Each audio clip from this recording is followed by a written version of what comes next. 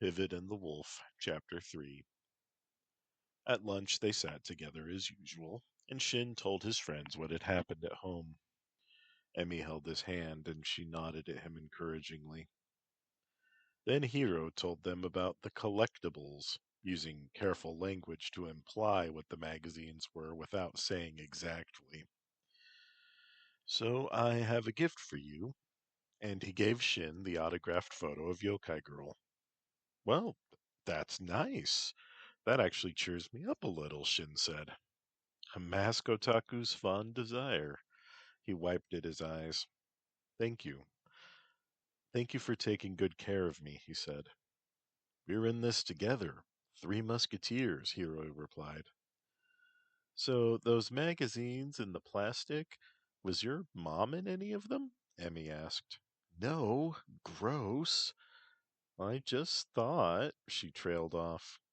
It would not make sense for her to give me those kinds of pictures, Hiroi replied. Right, stupid idea.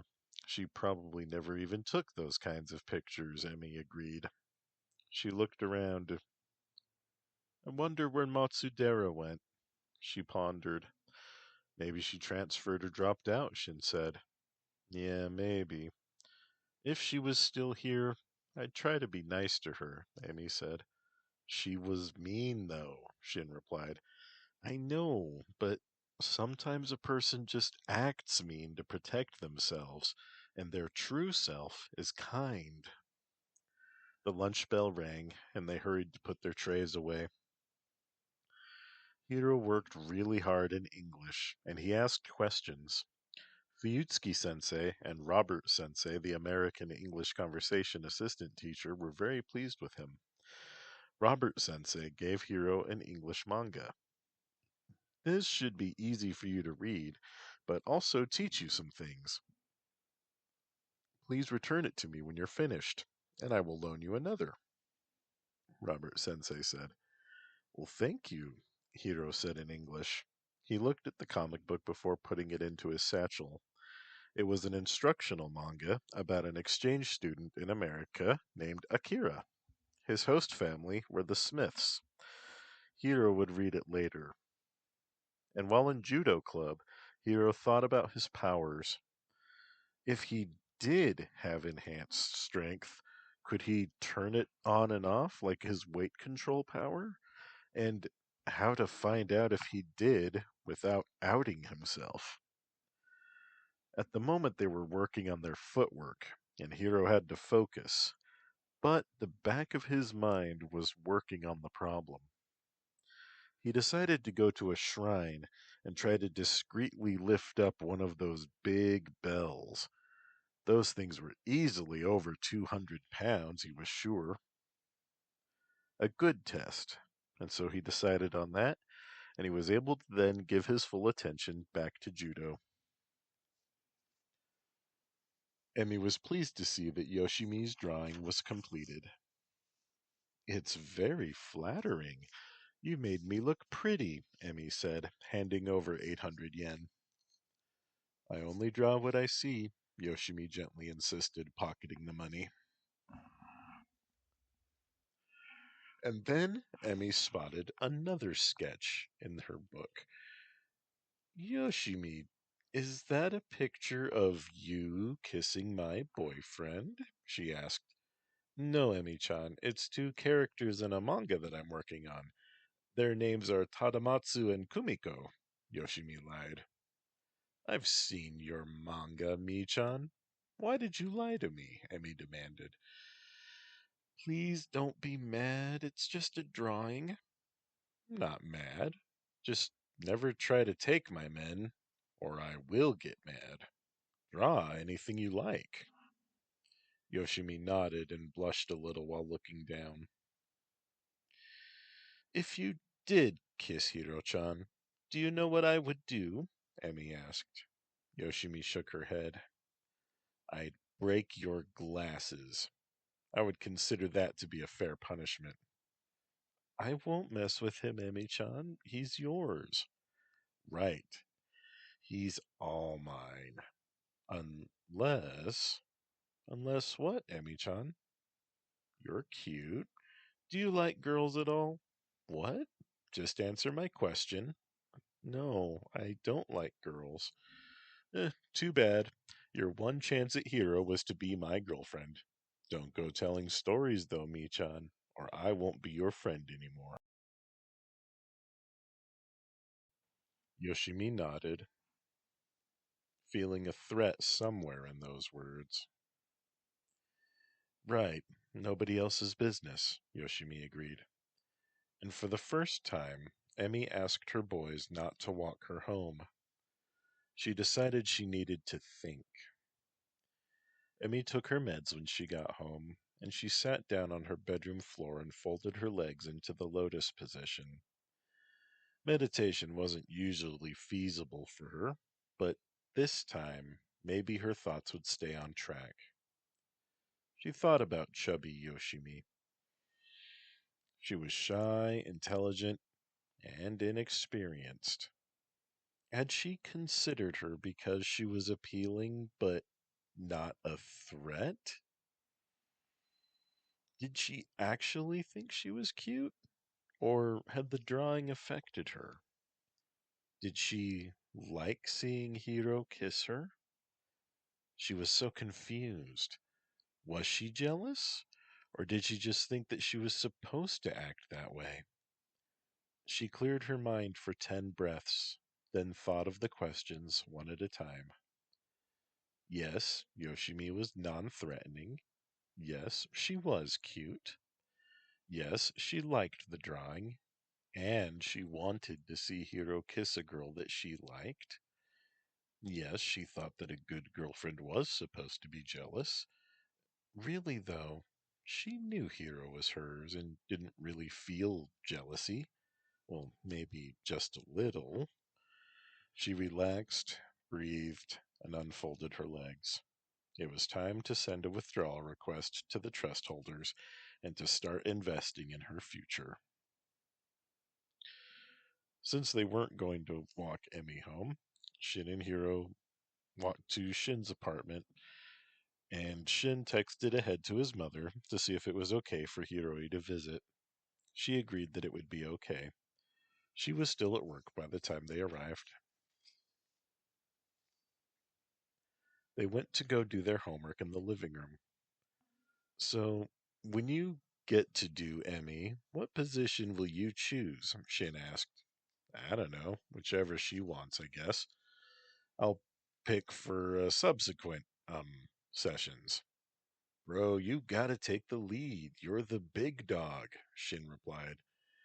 I told you what my plan was, Hiroi said. All right, take it easy. Me, I'm going in from behind. Make the wolf howl. Oh, that's classy, Shin, Hiro scoffed. I bet she'd like me to describe it that way. Well, maybe, but I'm not her. Wait, are you getting jealous? Do you not want me to have sex with our girlfriend? Whoa, I didn't say that. I just said that it wasn't classy to talk about making Emmy scream. Right, those were your words. But the image of her and I together, it made you mad. Especially her crying out in passion. Shin, don't read my mind. Let's just do our homework. Wait, I want to settle this. Emmy is my girlfriend too, and she wants to have sex with me, and it will happen one day. You need to get over that, Shin said, and then he cleaned his glasses. Hiroi sighed. You're right. We share her. I can't act all territorial and possessive because I don't own her. Nobody owns Emmy-chan. She's the wind, bro. We just have our kites in her breeze right now. You don't think she'll leave us, do you? I think there's no such thing as a permanent relationship. I know she'll leave eventually. She may even come back. That forever talk is just love story shit. I believe in forever love. I believe in Emmy, Hiro insisted. Hey, I believe in Emmy, but I also believe that her insanity is strong and she's impulsive. She'll get a notion to go to Hawaii or something and go tearing off across the ocean with no note. Damn, bro. Extreme example, but you've seen it. Hiro had to agree. He remembered the time that Emmy decided to live in a tree. It ended badly.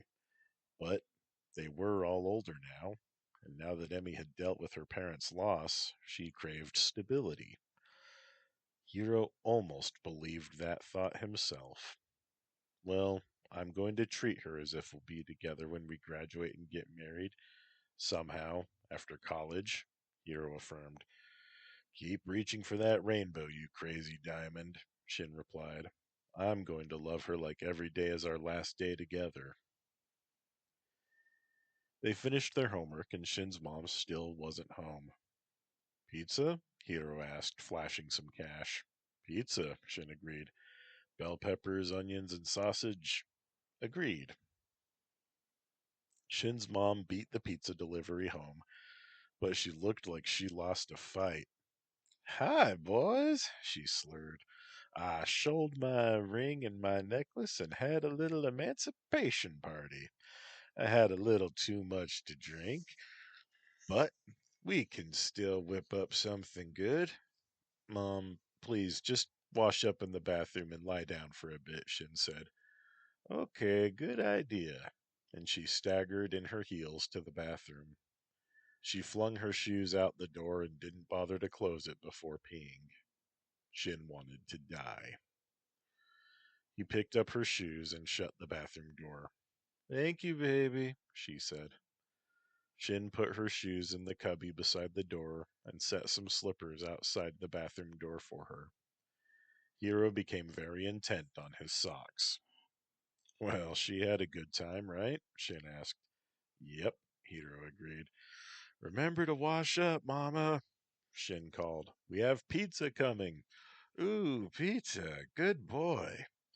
She came out looking much more presentable, and she seemed to have sobered a bit.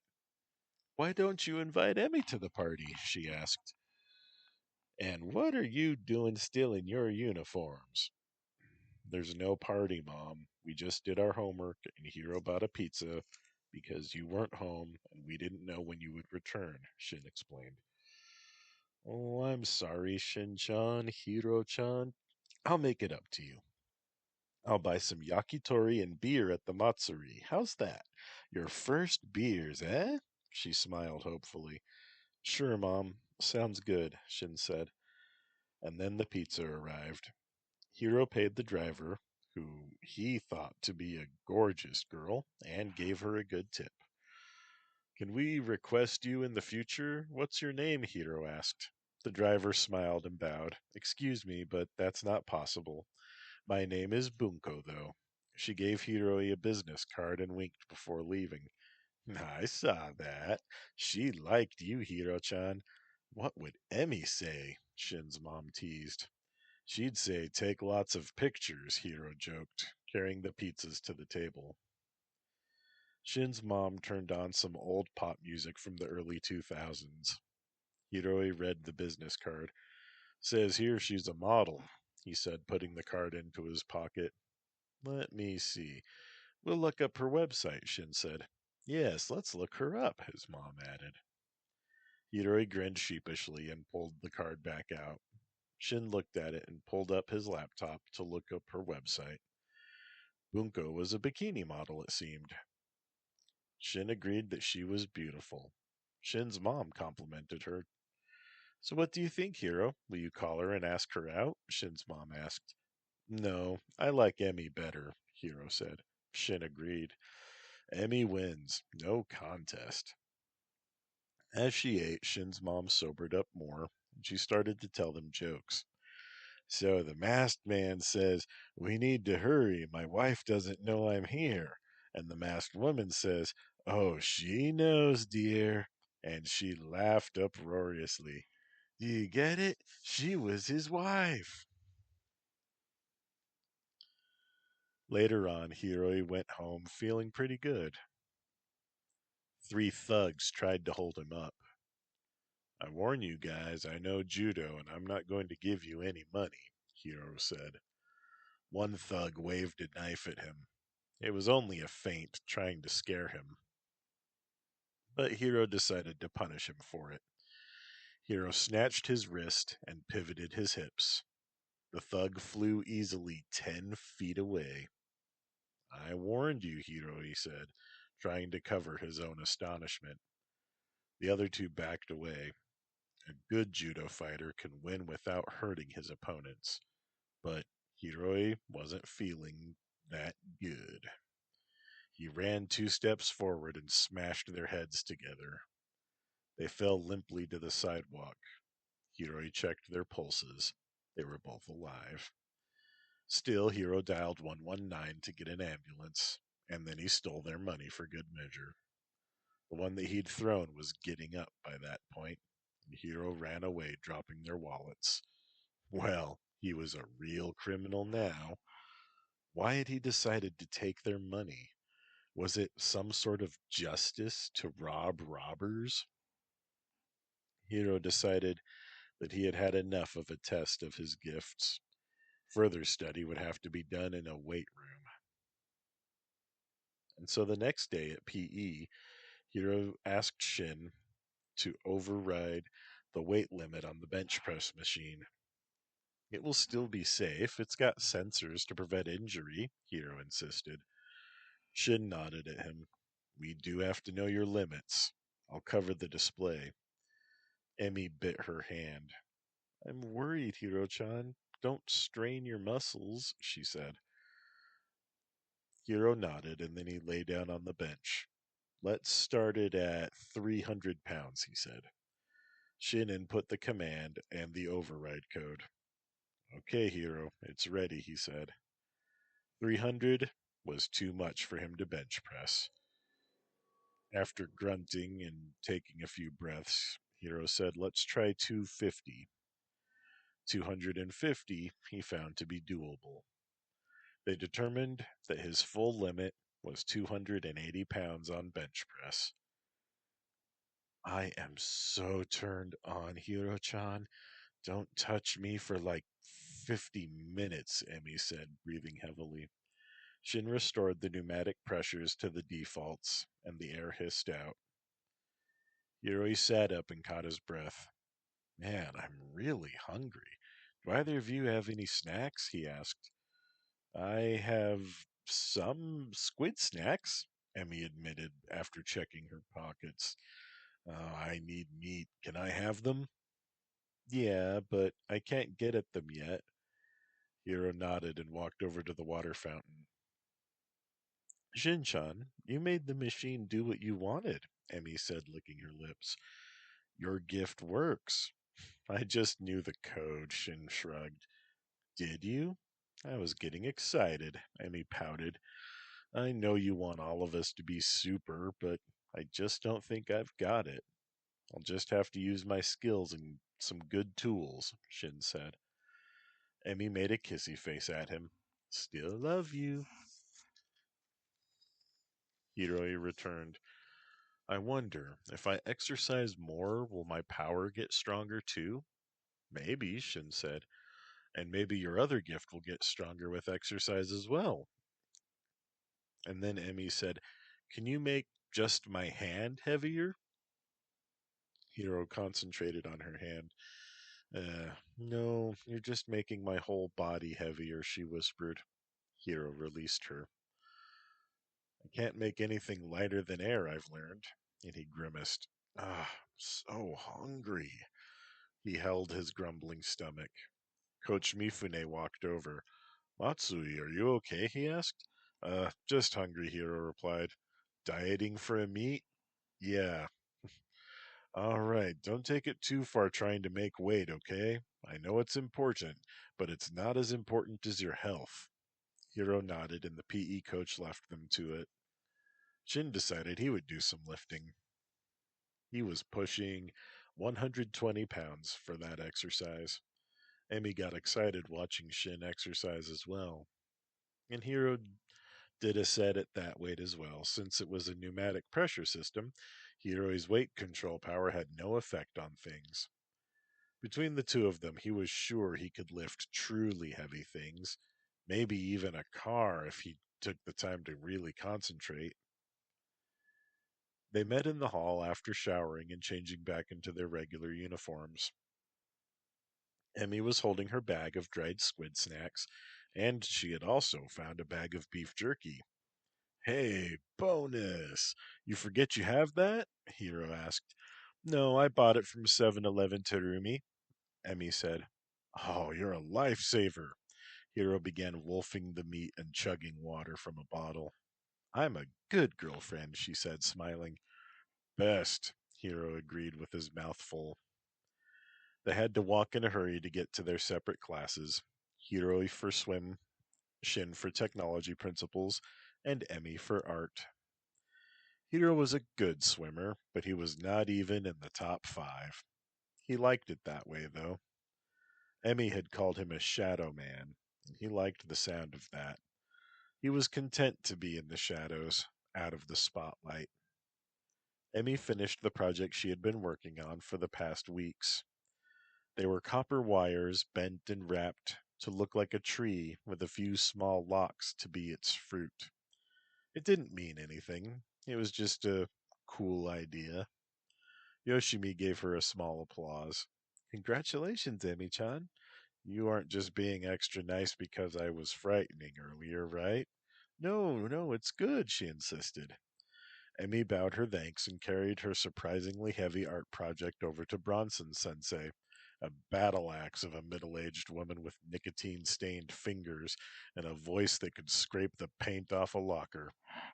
Hmm. A metal tree with metal fruit. Your technique is sound, but the medium is the whole piece.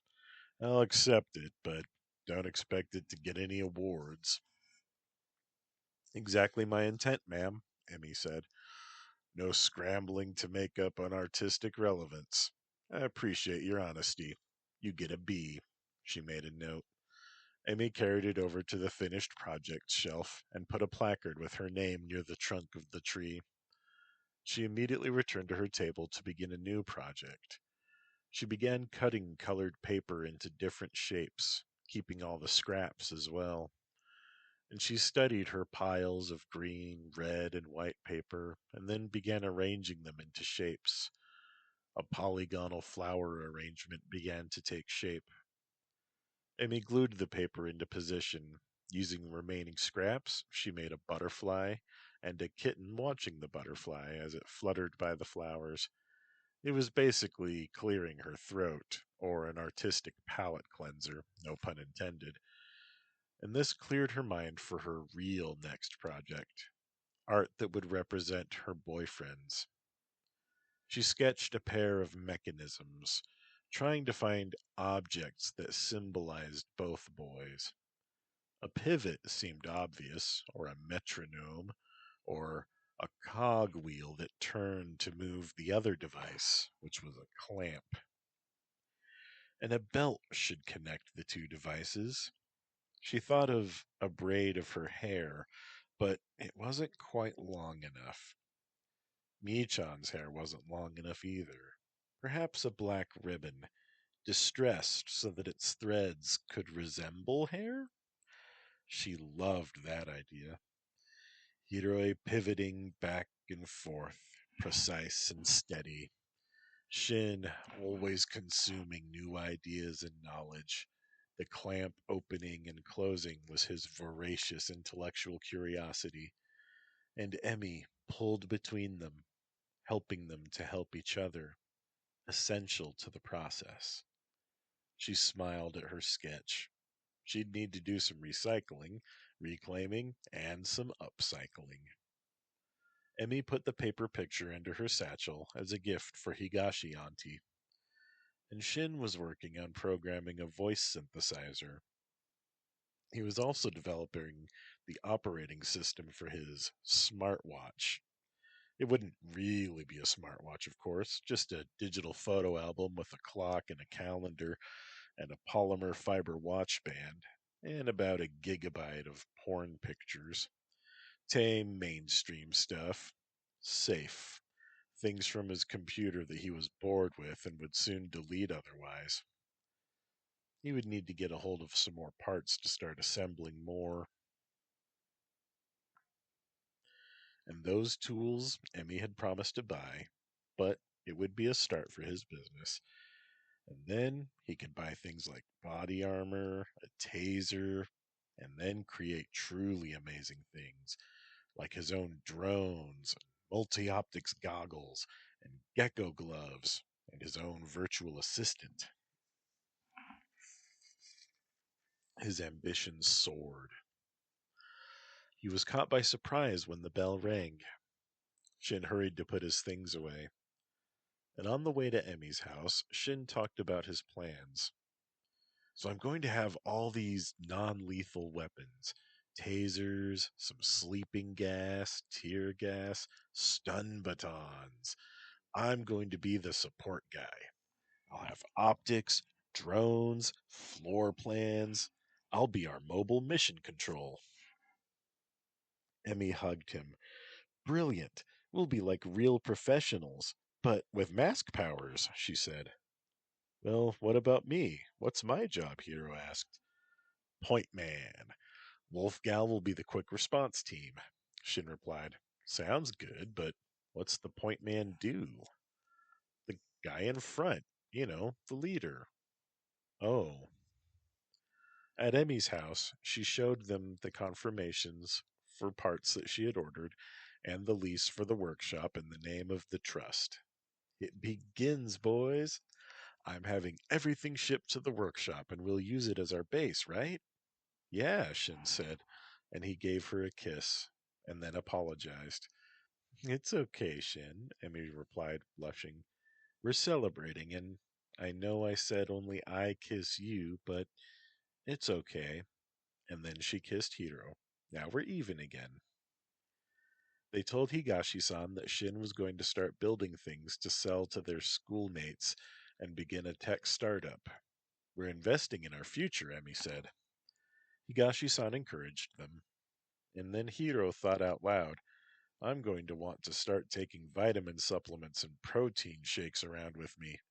Maybe I should too. For the sake of unity, Shin agreed to supplements as well. It's important to be healthy, Higashi-san agreed, and then left them alone in the dining room. Maybe I should start sunbathing so I can get more freckles, Emmy mused. Is that how it works? Hiro asked. I'm pretty sure. It will be my excuse to get a sexy new bikini, and then we can go to the pool and make everybody jealous, Emmy giggled. I'm looking forward to rubbing everyone's faces and how happy we are together. They can't make fun of us for being happy together and looking good, can they? They can ruin anything, darling, Shin replied. The only way to win that game is to never play. Hiro nodded. And pretend that their words bore you, he added. Oh, I thought we could earn their respect and climb up the ladder, Emmy said. Emmy-chan, we're already better than them, and we'll have a better life. We don't need Hasegawa to bow and admit she was wrong about you, do we? Hiro asked. Well, I'd like to see it, but I guess you're right. Let me show you my plans for Wolfgal's uniform, Emmy said, and led them back to her bedroom. She showed them the sketches that she'd put together. So my upper arms will be exposed for full freedom of movement, but my forearms will be armored so I can parry stuff. And I'll be doing mostly dodging. Right. If you don't get hit, you don't need armor. A little is better than none, though, where we can afford it anyway. And then later on, I'll get a new uniform with armor weave mesh underneath the fur. Hiro agreed that that was a good idea, and then suggested knee and elbow pads. And Wolfgal will sneak and ambush her enemies, Emmy said. I will be our lethal weapons user when necessary. Shin said, What? When necessary, I will kill.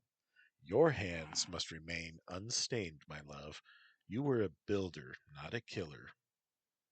Pivot may find himself using lethal force from time to time, too. Drop a brick that suddenly weighs 100 pounds, and oops, mistakes were made. Emmy-chan, You're talking about killing people, Shin said. Well, not all the time. It may be necessary for our survival. We have to be ready for it. We're bad guys. We can always run away, Shin said. Sure, but that's not always an option. Just leave it to me. I'll be your weapon.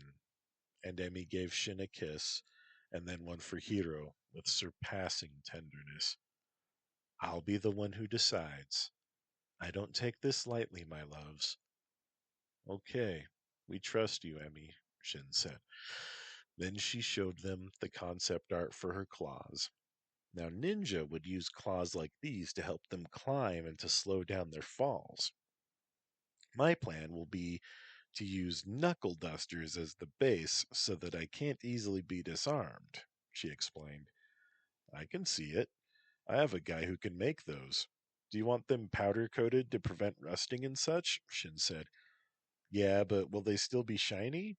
We don't want shiny. They'll still look like steel unless we want them blackened, if that's what you want. Yeah, I want to be able to find them in the dark. Hiro said, I just want some reinforced gloves so I can protect my hands when I punch a guy. And a stun baton, Shin added. Sure, why not?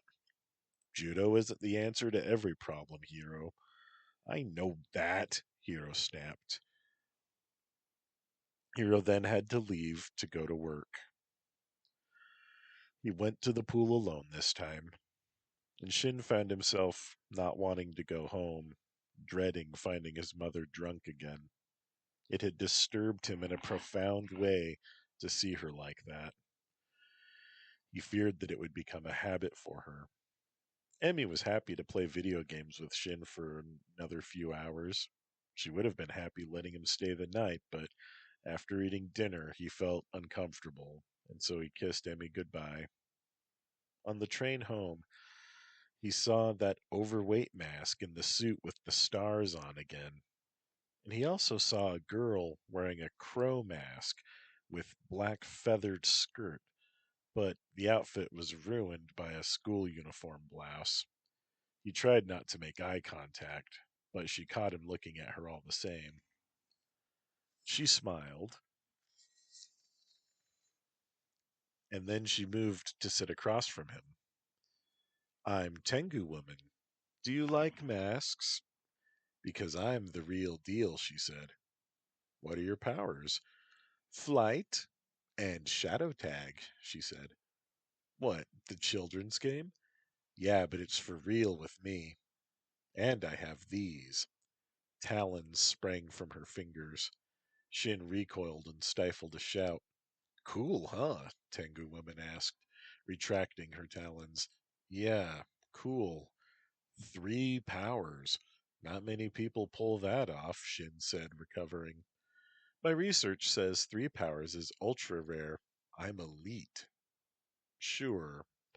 So my fan club is open to new members. No, thank you. I have a feeling we'll meet again. You and me will really get to know each other. This is my stop. I doubt we'll get to know each other, Tengu Woman. I only associate with cool masks like Yokai Girl, Pivot, and Wolf Gal. Who the hell is Pivot? He's Yokai Girl's son. Pivot is the real deal. You just got lucky, Shin said. Tengu Woman scoffed. You'll find out. She left the train. Shin's mom was sober. Thank whatever gods were watching. He nodded to his mom's shrine to Kanon, the goddess of mercy. She had made sukiyaki. Shin knew that Hiro would have loved getting to eat that beef. Shin did what he hated. He photographed his sukiyaki and he tweeted out, Mama took the time to make sukiyaki. Hashtag love my mama. And he showed her. She said, I love you too, baby. He felt that things just might work out after all. So I'm working on a virtual assistant with a hologram, he told his mom. I'm calling it Project Hanako. It will look up the weather, set reminders, all that kind of thing. That sounds really useful, Shinchan. I bet you'll get it just right and sell it for a fortune. His mom smiled. Now, you may not want to hear this, but your brains come from your dad. He is so smart. Shin frowned. You're smart too, Mama. Yes, but I can't create anything. Not like you. You're a craftsman. And then Shin knew that would be his name. Wolfgal, Pivot, and Craftsman. He created a Twitter profile for Craftsman and then used it to follow Pivot and Wolfgal. He saw Tengu Woman was following them too. Hmm. In his bedroom, he fantasized about Tengu Woman flying to his window and asking to be invited in like a vampire. And then she offered him some flowers and asked him to dance. It ended with sex, and he masturbated. Tengu Woman was slender, how he preferred his women, and Shin loved Emmy, but her boobs were nearly too big. And then he felt bad, like he had cheated.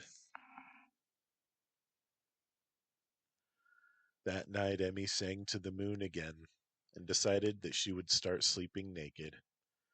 It was so much more relaxing. She felt free.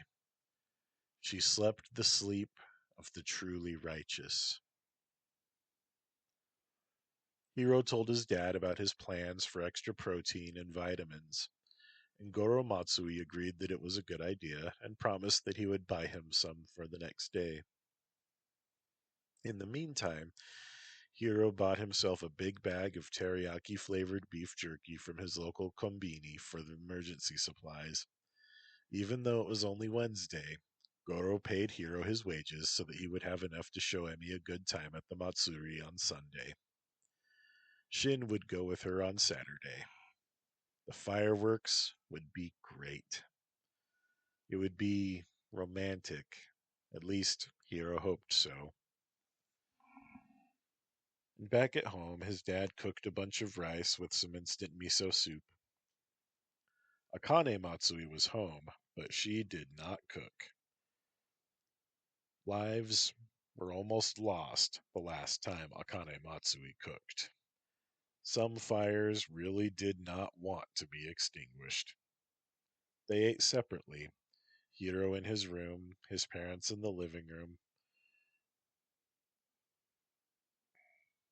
His mom liked eating in bed while browsing the internet. She was a mask otaku herself, and Hiro knew that she was keeping tabs on the competition. He should have known a long time ago, he supposed, but he'd never questioned it. He just assumed that art dealers kept odd hours and got to meet celebrities. After rinsing his bowl clean, Hiro went back to his room and looked over the mask magazines again. He masturbated and then went to sleep. He dreamed. He dreamed he was on the beach, running. The sand kept shifting under his feet as if trying to make him fall, and he heard a wolf howl. He looked around and saw Emmy running towards him, naked in the moonlight. Her freckled breasts heaved as she almost glided into him. He caught her and twirled like in one of those awful movies. She kissed him and he set her down. Let's go home, she said, and she pulled him towards an old-fashioned house with paper screen doors. There two more nude women waited, one of them pale, one of them dark tan. I brought our husband, Emmy declared. The pale woman held his hand over her belly. Papa is home, little one, she said, and he woke up before he could ask any questions. He felt totally comfortable with these strange women, as if they really were his wives. He'd never even considered having more than one girlfriend. And once he considered the possibility, he found it thrilling. Oh, but Emmy would never go for it, he was sure. Or would she? She did mention that she had an attraction to women. He dismissed the thought as irrelevant. Other girls didn't like him at all anyway. Sure, Hasegawa had tried to befriend him, but he suspected that that was a trap. Mean girls didn't suddenly stop being mean just because your girlfriend beat up one of the toughest girls in school, did they? Or was it that I can't have it now I want it thing? Neither he nor Emmy liked Hasegawa anyway. She was mean and only a little cute. It was mostly makeup, he was sure. He hurried to get his food supplies ready for school the next morning. He intended to exercise his powers some more. And Shin and his mom went out the door at the same time that morning, smiling and waving. He felt sure that his worries were unfounded. Not everyone who drank became an alcoholic. After school, Hiro asked for a detour to a nearby temple. He asked them to cover for him and look out for priests and such. The bell they found was a lot bigger than he had thought. That thing must weigh 400 pounds or more. He tried it anyway. He grunted. No. He adjusted his stance, bending his knees a little more. It almost moved. He used his other power to make it lighter, and with that combination, he could lift the huge bell. He eased it back into position and then released his control. I couldn't do it by strength alone, he admitted, breathing heavily. But with both powers together, he had made it happen. It's good to know, he declared. They dropped some coins into the donation slot and rang the bell. I want my boys to love me forever, Emmy prayed. Please let me have more girlfriends, Hiro prayed. Please keep Emmy in love with me, Shin prayed. Sometimes granting prayers is a cruel game to the gods. Someone heard them, laughed, and applauded their own wit. They would grant those prayers, and those foolish mortals would suffer for it. Unaware, the three young lovers left the temple grounds hand in hand. Higashi-san drove them to the workshop near the shipyard. It had gone unused for a long time, but it would do. A mechanic had used it last and had left a ton of equipment behind. A chain hoist, work tables, all sorts of little useful things, if it was underneath a layer of dust. We'll have our work cut out for us, but this will do, Shin declared. They replaced the lock on the bay door and returned to Emmy's house. Congratulations, you are now officially in the workforce, Higashi-san said. They cheered each other. Congratulations! And they clapped rhythmically in triumph as if they were directed by a rallyman at a tournament. Back at Emmy's house once more, they had trouble concentrating on their homework, their minds filled with anticipation for their mask careers. We'll be able to break into almost anything, Emmy said, and then Hiro can help us carry off almost anything, and we'll be rich. If the government won't let us get married, we'll go someplace where we can. She nodded, as if it were that simple. So at the Matsuri, you want to go to the goldfish catching and some game where we can earn stuffed toys. What else do you want to do? Hiro asked. Well, there will be dancing. I want to do that. And I want to listen to the musicians. And I want some cotton candy, Emmy replied. I want to go to the haunted house, Shin declared. Yeah, chills to help with the heat, Emmy agreed. I love spooky stuff. You sure do, Hiro added, and he reached out to give her a tickle. Emmy giggled. Hiro-chan, you shouldn't tickle me. I get excited when you touch me. And then she blushed. I shouldn't have said that. And Shin and Hiro shared a look. Hiro, we have to touch her right now. She wants it. Read my mind, Shin thought. Shin, we both want to put our hands all over Emmy octopus style, but this does not mean that she wants it. She said I shouldn't tickle her. Read my mind. And for once, it worked. Shin read Hiro's mind, and they didn't act on their lustful impulses.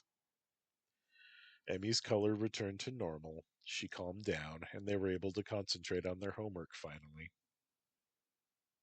Emmy helped Hiro with reading his English lesson manga. My host sister is named Sally. She has brown hair and blue eyes. She likes to ride her bicycle on mountain trails, Hiro read. Very good, Hiro-chan, Emmy said. What is this word? Hiro asked. Oh, that's a city name. San Clemente, Emmy replied. San Clemente is in California? Interesting. I kind of want to learn about it now, Hiro admitted with a shy smile. Nerd alert, Shin teased. Hiro playfully tackled him. Look out, the nerd is enraged, Shin said. Run, Emmy. No, I'll save you, Emmy said, and she piled in, tickling Hiro. This tickle pile turned into both boys groping Emmy. Hiro even put his hand up her skirt. His heart pounded. He was approaching the Holy of Holies. Emmy gasped, but didn't push his hand away. He couldn't bring himself to move his hand further than her thigh. Was something wrong? He stroked her leg, satisfying himself with that intimate contact. Emmy lay on her back, pulling each boy in for kisses. Between sighs of pleasure, they both kissed her on the neck. Emmy closed her eyes and she felt lightheaded. She wanted Hiro to be braver and really touch her, but she did not want to move his hand, fearing that he would lose respect for her. So she reached out to touch them instead. She had to grope around blindly a bit, but then she heard first Shin and then Hiro's gasps. All of them together was so much better. Emmy thought that she would catch fire, but she didn't. Shin almost rudely shoved his hand to go where Hiro's would not. He stayed outside of her panties, but his touch thrilled her in a way she hadn't felt before. It was so much different from how a girl touched. Emmy panted to catch her breath, losing all of her strength. She lay there, flushed and happy, and she felt some dampness on the boy's pants. She smiled in satisfaction. All three together, she said. Actually, I went way before you, Shin admitted. Seconds after I touched you. Sorry, Emmy giggled. Don't apologize, Shin-chan. That means I really turn you on. I got mine, so I'm happy. Hiro-chan, are you also happy? I love you, Emmy, was his reply as he panted beside her. Oh, I love you both so much. Did you buy condoms yet? Yeah, my dad gave me 6, so each of us has 3. And they're scented like green tea to help cover up any odors. Emmy detected an odor now. Oh, I see. She rolled to her feet and opened her window. She stumbled a little. Oh, it seems I'm not quite ready to walk yet. You boys are too much. She giggled and fixed her clothes and her underclothes. Wow, Higashi-san didn't come in yet. Normally she... Hiro trailed off as a horrid thought came. Do you think she heard us? Or worse, saw? Shin asked, scared. I didn't hear the door open, but I was distracted, Emmy admitted. Her hair had flared out into a frizzy mane. Emmy, your hair, Hiro said, pointing. Ah, crap, it will make it obvious. She began to spray her hair and brush hurriedly. And Hiro began to fan her face with a paper fan he found on her desk. You're still flushed, too, Emmy-chan. Try to calm down. Shin began to panic. She's gonna know. She's gonna think we went all the way. She think we're a bunch of deviants and she won't let us date anymore. Emmy took a deep breath. Shin? She asked sweetly. Yes, Emmy? Please shut up. Shin nodded and just breathed. Okay, our homework is finished. We reached a new relationship milestone. We took the first step on our mask path. I would say it has been a rich, full day, Emmy said with a smile. Hiro was grateful that their uniform pants were black. He leaned against her desk. Are you disappointed I didn't touch you more? He asked. Only a little, Emmy admitted. We can go at our own pace, Hiro-chan. Shouldn't be shouldn't the girl be the one who wants to go slower? I feel like we're backward, Hiro said. Relax, bro. There's no need to be like whatever stereotypes say, Shin said. You want to go slower. There's nothing wrong with that. Me and Emmy-chan are a little faster, and that's okay too. Hiro smiled and thanked them. Best friends, Hiro said. Forever, Emmy agreed, and gave his hand a squeeze. And it was then, suddenly, Emmy holding his face, and then his hands on her hips. And then Higashi san made her appearance. Sorry, I had to get some things from the store, but she trailed away as she smiled. Hiro disentangled himself this time and backed away. It's okay, Emmy's caretaker said. Young love helps me feel young, and like life isn't crushing me. She looked down. Anyway, I bought some more fruit and vegetable juices, and also I grabbed some chewy rice candies. Do you like those? Sure, Emmy said. Hiro and Shin nodded. We should go, though, Hiro said. Oh, I bought stuff for a big dinner, Higashi-san said. Well, we don't want that food to get wasted, Shin said, and pulled out his phone to text his mom. Hiro nodded and texted his dad. Teenage boys are always hungry, Higashi-san affirmed with a smile. Can you help me in the kitchen, Emmy-chan? Emmy nodded with a smile and followed her into the kitchen. Emmy-chan, I work for your family, but I care about you, Higashi-san began. You work for me now, Emmy said sadly. Right. So, what I want to say is, I feel like we're close, almost like family. Say it, Auntie. Emmy, do you plan to do it with those boys? Yes, when the time is right. We have condoms, Emmy said. Okay, just remember you have the right to say no at any time. We know about consent, Auntie. Okay, just be safe, all right? Yes, Auntie. They got to work. Dinner was fit for a king, or so Hiro claimed. And then suddenly it was Saturday. Emmy and Shin were going to the Matsuri alone, and Hiro tried to fill the time with video games and movies. His dad had purchased the vitamins and a protein shake mix. Hiro made a fruit smoothie using the mix and some milk. It tasted a little like vanilla, so it wasn't bad. He cleaned the blender before he started to drink the rest of it, and Hiro just could not find anything fulfilling to do. He worked out, he masturbated, blah, blah, blah. He wanted to be with his friends, but he wanted them to have their own special time alone. But he was bored and unhappy. But if he went to the Matsuri and ran into them, it would be awkward. But Sunday was a day away. He gave it some thought and decided to instead go to the pool. Swimming helped him lose himself and often get things in perspective. The pool was sanctuary. The water treatment they used was more effective than chlorine and had a pleasant odor and was gentle besides. Hiro took his stuff to the bus stop, and there a young man approached him.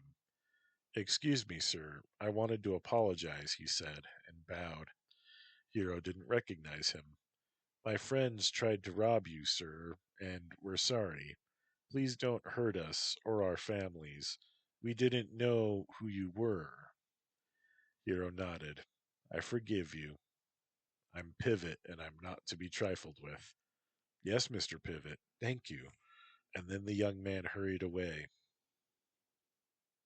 And as he watched him go, Hiro saw a man dressed as a fisherman come and wait beside him, and then asked if it was okay if he smoked. Go ahead, Hiro said. Girl trouble? Asked the fisherman after lighting his cigarette. Huh? Boy your age, it's usually trouble with a girl. Well, that's a hefty assumption. Is it boy trouble then? No, it's my girlfriend. Well, listen, if she truly cares about you, she won't care that you have phimosis. The fisherman grinned toothlessly at him. It's troublesome, but you can cope with it. I'm circumcised. I can't get phimosis. Well, one of these days someone will need my advice. Thanks anyway, Mr. Wise Fisherman. I'm not a fisherman. I'm the god of foreskin. What? But the old man just laughed and walked away. Was he for real? The bus pulled up and the old man was out of sight. Hiro shook his head and got aboard. By the time he got to the pool, he'd forgotten all about that strange encounter. It was free swim, and he waved to Rebecca at the lifeguard chair before going into the pool to begin. Hiro felt the water washed away his worries and cleansed his spirit somehow. Maybe there was something to that baptism stuff the Christians did. He noticed Rebecca trying to get his attention, and he swam under the lap markers and pulled himself up out of the pool beside her. What is it? He asked. Hiro-san, I need you to watch for a few minutes, please. And Rebecca held a hand to her stomach. Oh, no problem, he said. Was she sick? Did she need the bathroom? No matter. He climbed up to the lifeguard chair and watched the swimmers, sweeping his eyes for any trouble. He saw a couple of kids pushing a smaller kid. Hiro blew the whistle. No pushing, he called out. One of the single dads from the beginning swimmers group was flirting with a woman while their kids ducked under the water to grab plastic rings. Hiro saw the woman turn away. Was that man being a jerk? Hiro tried to keep looking around and also keep an eye on the man. But then they laughed together, so it was okay. Rebecca came back. Ah, thanks, Hiro-san, she called up. Hiro climbed down and handed Rebecca the whistle. And then the woman screamed. Her child was limp in her arms. Rebecca blew the whistle 3 times, the signal to clear the pool, and dove in. Hiro had to watch from poolside to make sure he didn't get in the way. Rebecca outranked him. He called out, Clear the pool, we have an emergency. Everyone climbed out and watched as Rebecca performed CPR on the child. The kid coughed and spat out water. Rebecca held them bent over to help the water get out more easily. The child's mother hugged them, crying. Rebecca clapped her on the shoulder and waved to the child before swimming back to where Hiro waited. I always hold my breath watching another lifeguard work on a drowning victim, Hiro said. I have to fight the urge to involve myself. You did the right thing, Hiro-san, making sure everyone knew to get out, Rebecca said. Hiro forced himself to agree. She had done everything correctly. He couldn't have done her job any better.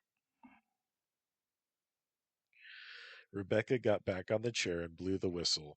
You may return to the pool now. But Hiro was done for swimming for now. He was ready to go back home. As he sat on the train, he saw Tengu Woman followed Pivot on Twitter. Who the hell was Tengu Woman? And how did she know who Pivot was? He tweeted to her, Excuse me, but who are you? Tengu Woman replied, I'm a new mask like you. I'm sure we'll meet one of these nights. Watch the sky for me. I will. Good luck, he replied. You already had an ally, or partisan, or something. Emmy texted him, having a great time, looking forward to tomorrow. He replied with a heart emoji. He didn't notice that Yoshimi was on the same train as him, or that she had begun to sketch him. His mind was full of Emmy. Back at the Matsuri, Shin and Emmy went to the haunted house first. The line was fairly long. There were speakers playing spooky music and sounds with the odd scream here and there. Emmy was almost trembling with excitement when their turn came. They stepped inside, and it looked like a cellar. There were jars of food, and also toes, eyeballs, and what looked like a piglet in one jar. Someone's in my root cellar. Someone with a fresh soul, came a hag's voice.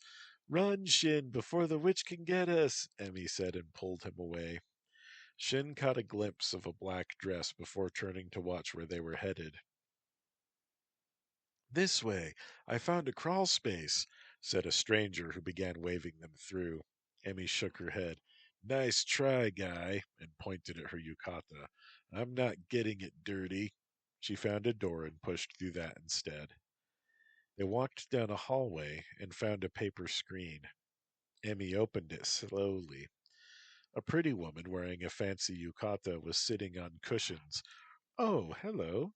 Come sit down and I'll tell you a story, she said. Shin smiled and moved to sit with her. I like stories, he said. But the woman's neck stretched out impossibly long to reach for them and said, Do you? And then hissed like a snake. Emmy shut the screen and the woman laughed. Ah, Rokuro Kubi! How did they make that work? Is she a mask? Emmy asked. Hey, don't go. I haven't told you the story, laughed the woman, her long necked shadow moving on the other side of the screen. Shin laughed a little and they walked away. There was another screen door. Emmy opened it. On the other side was a room covered in blood with only dolls as the remaining sign of what had happened. One of the dolls burped and said, Excuse me. Emmy shrieked and shut the screen. Ah, I hate creepy dolls. They continued down, holding hands now. An umbrella with a grinning mouth and one giant bloodshot eye hopped after them. Emmy laughed and opened a door at the end of the hall. This new area was a graveyard, smoke machines going overboard. Emmy coughed and held her sleeve over her mouth. They walked along, reading funny tombstones. I told you I was sick, hit on the head and woke up dead, and so on. A man jumped up from behind a tombstone and shouted at them. Emmy screamed and then flipped him off. Shin grinned. He'd only jumped a little. The last room had some hooded figure holding a box. There was a hole. Emmy reached inside. There were things inside. She pulled one out. It was a folded piece of paper. Shin grabbed one too. They hurried outside to be able to read clearly. Doom, you will betray those closest to you. Emmy read her paper. She blinked in shock. No, I won't. Stupid haunted house fortune teller. Judgment. You will abandon someone who needs you and get abandoned yourself. Shin read his fortune and nearly wept. I hate this. Yeah, I'm not superstitious, but some people are, and this is just mean. They crumpled their fortunes and threw them into a recycling bin. Emmy gave Shin a hug. I won't betray you, Shin-chan. I won't, she insisted. She kissed his neck, standing on tiptoe. Let's go watch the dancers, Shin said. You'll like that. Emmy released him, wiping her eyes on his hoppy jacket sleeve. She nodded silently. They found a spot on the grass by the pavilion where the dancers from the Yokohama Hip Hop Federation were performing. Shin helped Emmy down. It's not easy to sit wearing a yukata, okay? After the hip hop dancers came came the folk dancing society of Yorokocho. Hey, I live in Yorokocho, Emmy said. There's my neighbor, Onizuka-san. Emmy cheered for her middle-aged neighbor.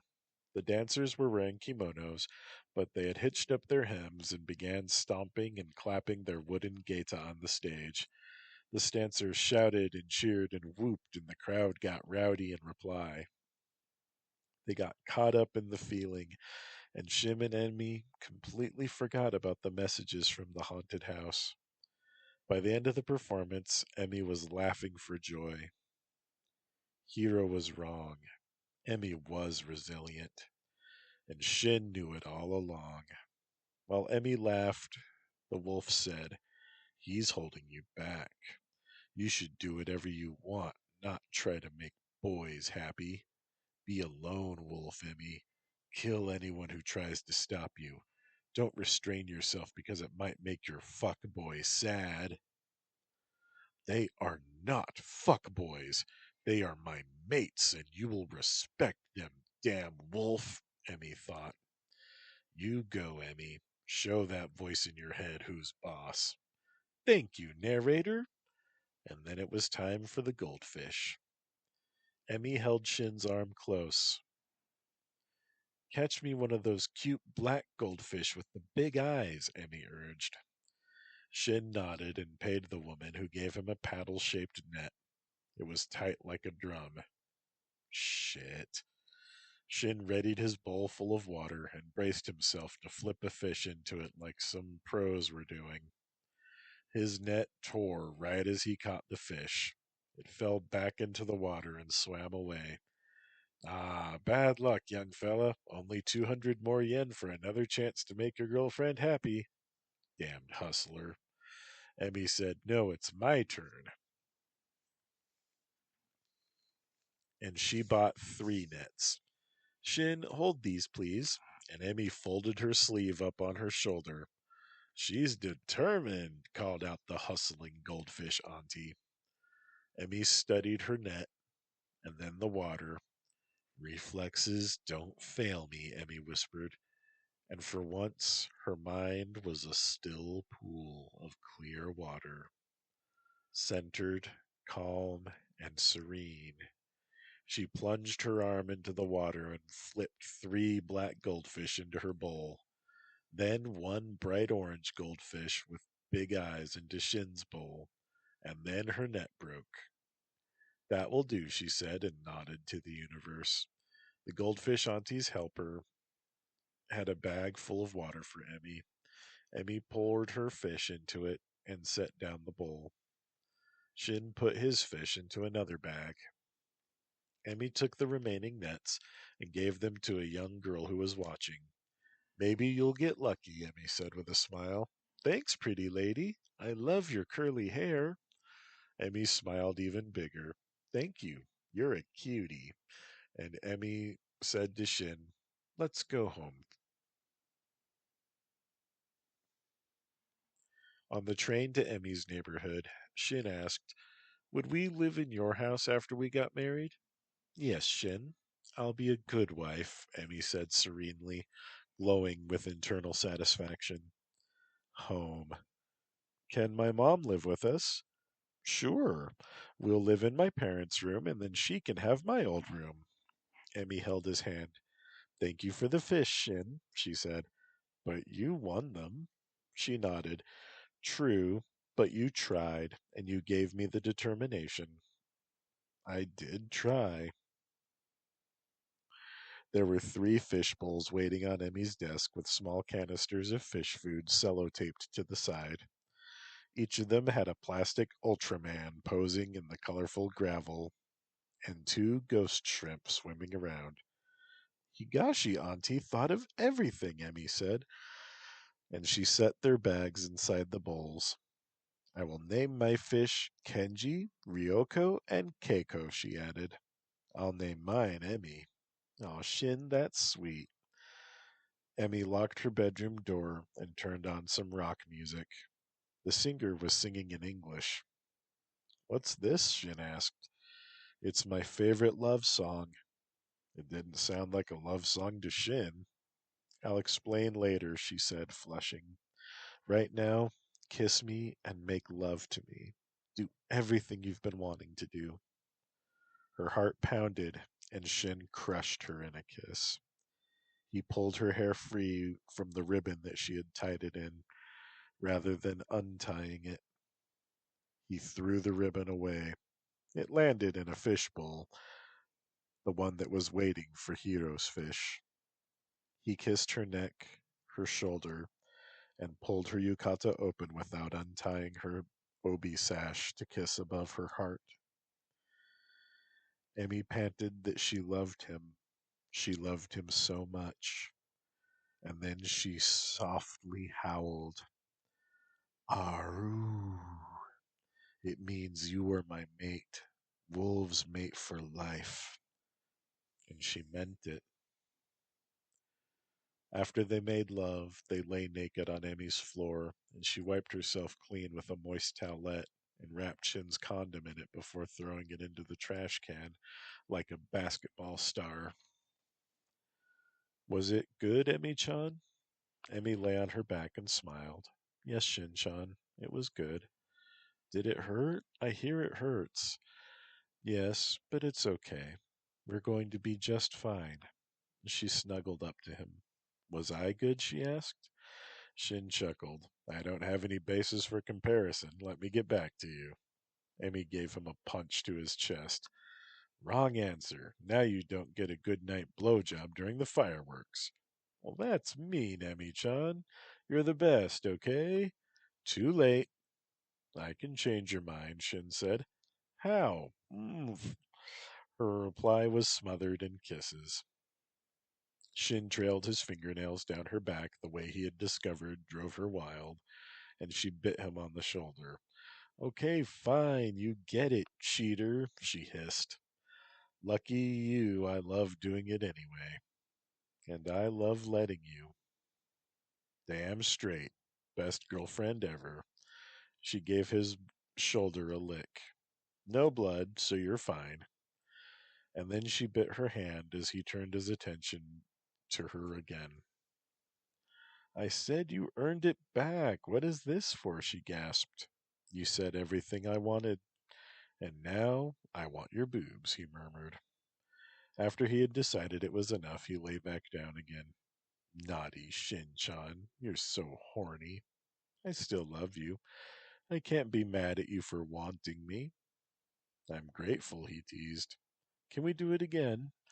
Oh, not tonight, darling. Oh, are you sore? Yes. They watched the fireworks over the ocean from her backyard. They couldn't see the water, but the sky was bursting with color, and Emmy kept her word. And Shin finally understood what it meant for one's mind to be blown. Color, light, dark, coolness, warmth, and that exquisite wet feeling as he held her hair in his hands. His senses were all overcome, and everything was one glorious, gorgeous feeling that everything was perfect. He was one. He was the fiery burst. He was the Big Bang. And then he was a boy in love once again, laying down on the grass and staring at the stars, with love in his two hands, and his future waiting to be plucked. He could die right now and regret nothing. Emmy gave him a kiss. Okay, now he can die. I will love you forever, he promised. And he meant it, proving the lie to his previous cynical remarks to Hiro. If this goddess loved him, Negazawa Shinichi, he could not possibly be trash. No way in the world. He didn't want to leave her, but He had to go home. Home was still with his mother. Shin released Goldfish Emmy into the bowl, confident the water had adjusted the temperature enough to be safe for the fish, and he gave human Emmy a good night kiss. The train was lightly populated, and he found a seat to sit on. He smiled at the fish and its shrimp companion, and maybe he'd find another goldfish to keep Goldfish Emmy company, or maybe a guppy or something else small. And Shin wondered if the masked big man got paid when people used his likeness. And what would it be like to be a wage mask working for the government or for some corporation? As he pondered these things, he texted Hiro, "Home soon. We can talk all about it." "I'd rather not know," came his reply. "Why?" "Let it be a special day, just for you two." "But Emmy will want to talk to you about it." "Let her. You know how I feel." "Okay, bro, whatever. I don't know why it's a big deal to you." "You can be confused. That's fine. I feel strongly about this." Shin really wanted to talk to him about it. Maybe Hiro didn't want to know Shin had been the first to have sex with Emmy.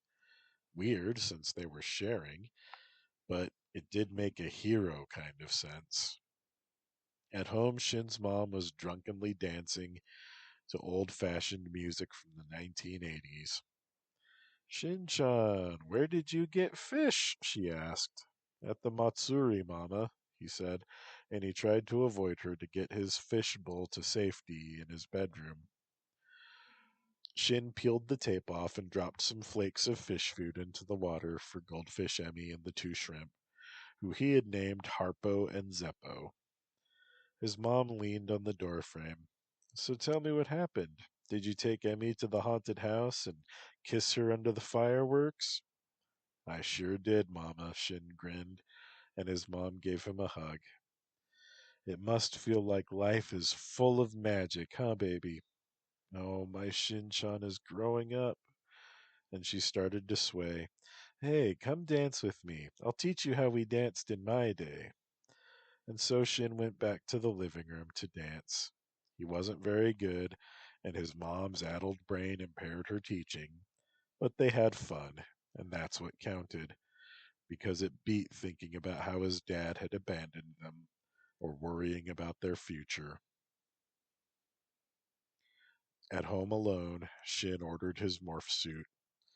He would wear his goggles underneath the mask, and no one would be the wiser. Lots of masks wore goggles. Eye protection was no joke. He sighed. It was time to address the giant octopus in the room. He envied Shin's day with Emmy, and he didn't want to hear about them having fun without him. He hated being alone. When he was alone, there was no way to have proof that he was worth a damn. There had to be something wrong with him, and that's why his mom didn't love him. That's why she wouldn't teach him, wouldn't go to his school events, wouldn't spend much time at home. She'd never wanted him. It was obvious. She'd even said, "I'm stuck with you and you're stuck with me." He channeled his self loathing into video games. Exploding monsters was better than smashing people, but the urge was there. Part of him wanted to find some worthless person and hurt them. But the urge passed in the sustained, cathartic burst of imaginary violence. And Hiro felt better that time. Why it hadn't worked before, he couldn't say. He did a few push ups, ate some canned stew and some minute rice, and read his English manga. He finished the whole book. Americans really liked bread. Interesting. He wondered if he ate more bread, would he start to like it so much that he'd want it with almost every meal instead of rice? He looked at the stars outside his bedroom window, and he felt truly okay with himself. He wondered how long the feeling would last. He drifted to sleep, daydreaming about Emmy, the most beautiful woman in the world. On Sunday, they went together with Shin's mom. She'd taken some hangover pills and drunk lots of water. As promised, she bought them chicken yakitori and beer. They toasted each other and took big gulps. Hiro coughed and gagged. Emmy was enjoying hers, and Shin grimaced. It's an acquired taste, Shin's mom said. Hiro sipped his more tentatively after that, and then chugged it. He didn't think he'd ever like beer. The chicken was good at least, and the green onions on the skewer too. Emmy gave Shin a bit of play money and encouraged him to win a prize for his mom. And then she slipped her arm around Hiro's and led him to the stage to watch the live music. You look beautiful in your yukata, Hiro said. Thank you, darling. I always think you're handsome. They enjoyed the music and strolled over to the games. They saw Hasegawa with another classmate of theirs, Yoritomo, who was from art club. They deserve each other, Emmy said. And then she spied a carnival game. Your job is to roll the bowling ball over this incline and into that depression, but not to roll beyond. I insist that you cheat. The game is rigged, Emmy said. Hiro nodded. He made the ball very light, paid the hustler, and gave it a nudge. It worked like a dream. He released it and smiled at the hustler. What do I win? The man was staring in open disbelief. You've done this before, he said. I'm just very good at physics, Hiro insisted, and he pushed his glasses up his nose. Emmy's choice of prize was a stuffed carp with sequins to look like its scales. It was pretty big. Emmy hugged Hiro and taunted the hustler by sticking out her tongue and pulling her eyelid down at him. They walked over to the carousel next. I pick that zebra, Emmy said, and climbed aboard. Hiro chose a bench behind two oversized seahorses. Seeing this, Emmy climbed down and sat beside him, cuddling her carp and leaning against Hiro. They weren't the only teenagers on the carousel, but Hiro still felt odd. Want to get the goldfish and wait out the hot part of the day at my house? Higashi Auntie took the weekend off, Emmy offered. Yes, I like that idea, Hiro said. This time, Emmy just took over and thanked Hiro for the fish. One more for her, one for Hiro, sweet as pie. For his part, Hiro was perfectly content to let her use her powers to win the crooked Matsuri challenges and spare him the potential embarrassment of losing.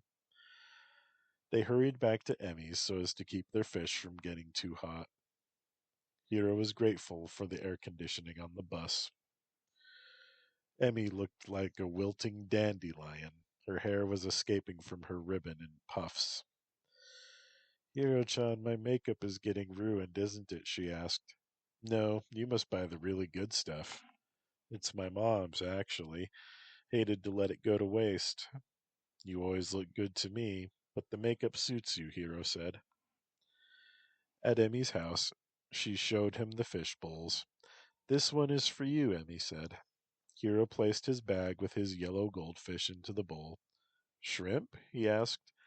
They're bottom feeders, Emmy explained. At Hiro's blank look, she added, They eat poop and algae and stuff. These are useful, then, Hiro observed. Not just water bugs. Emmy pulled Hiro to sit beside her on her bed. We have the big fireworks show tonight, she said. Yes, the big one. You're my first, so be patient, okay? I've been studying the Shunga book. I'll take it easy, but I think I'll take good care of you. You'll be patient with my inexperience, though, and gentle? I promise, Emmy-chan. I made Wolfgal's mask, she said, and she pulled on her wolf face mask, ears and all. I love you, Hiro, Wolfgal said. I love you too, Wolfgal. Wolfgal smiled and picked up the toy carp. I can't wait to meet Pivot, you know. I want to run in the moonlight with him. I had a dream about running on the beach at night with Emmy, Hiro replied.